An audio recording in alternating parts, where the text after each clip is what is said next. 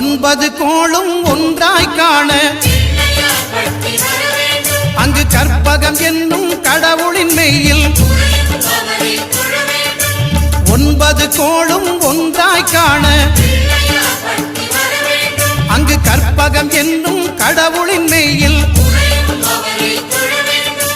சூரியன் முதலாய் 9 கிரகமும் பலவித குணங்களை கொண்டிருக்கும் எங்கள் கற்பக தருவில் அவை வரும்போது ஒன்றாய் சேர்ந்து பலனளிக்கும்.